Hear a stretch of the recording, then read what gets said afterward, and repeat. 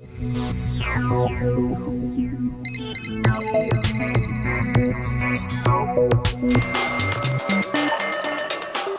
your internet company sent you an email like this, telling you to submit your credit card information to keep your account from being closed, would you do it? Please be advised, this is mandatory. You know, it would be easy to see why people would fall for it, because it looks very real. Internet criminals call the scam phishing. It's mass mailing for identity theft. I knew right from wrong, and I knew this was wrong. I'd just like to see how much I can get away with.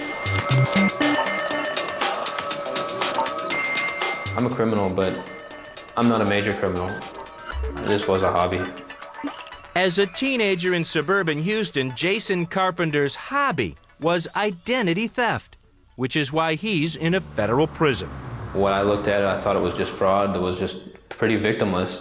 It is victimless if you ignore the consumers with ruined credit who feel violated and ultimately pay for the cost of fraud through higher prices.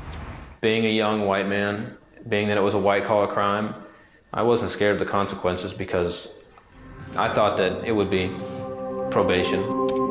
Carpenter, at 19, was a computer geek and a regular in the online chat rooms.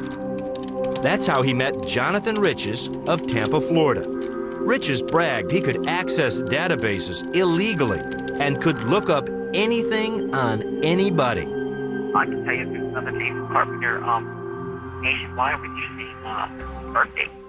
Oh, yeah? If there is, you take this social. But instead of stealing identities one at a time, they worked on a massive scam. Exhilarated by their sense of invincibility, they went phishing. Step 1, send the spam. It had all the elements to look authentic.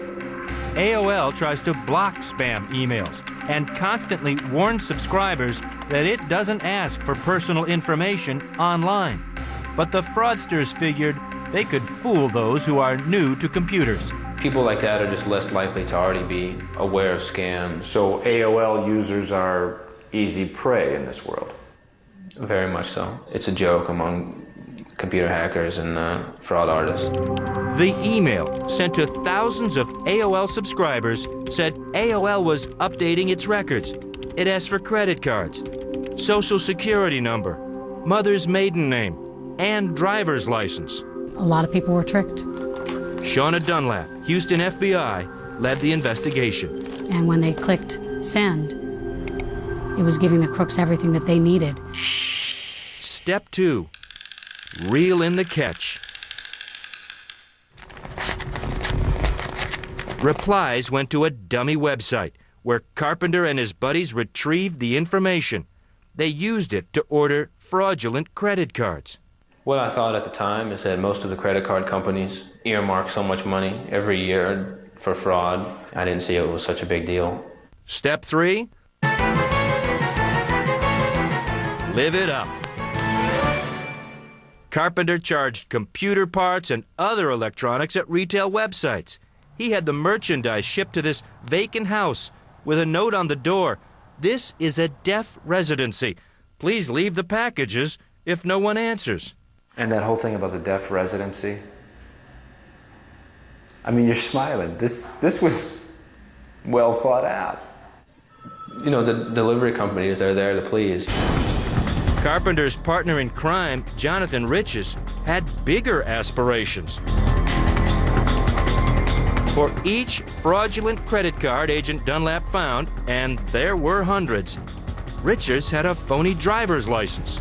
So that he could go into a store and not only produce the credit card, but also the ID to go with it.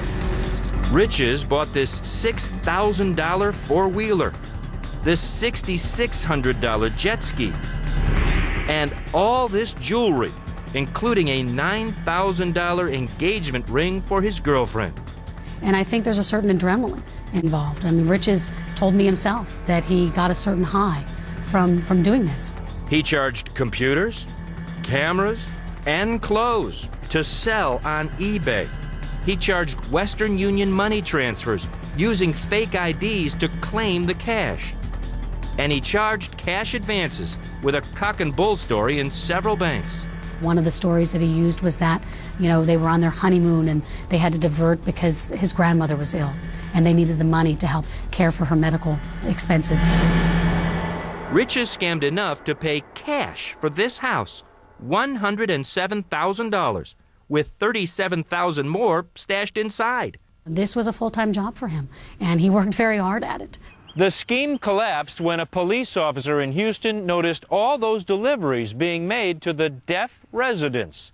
He was suspicious and tipped off the FBI. Jason Carpenter says by then he wanted out and agreed to cooperate. I just got tired of stealing. I didn't want to hurt people. I didn't want it to get out of control, but it already had. When the FBI nabbed his partner, Jonathan Riches, He's going to open the trunk again. the 26-year-old high roller was humbled. Riches got very sick, very nauseous to his stomach, and threw up several times. Days later, in jail, Riches regained his confidence.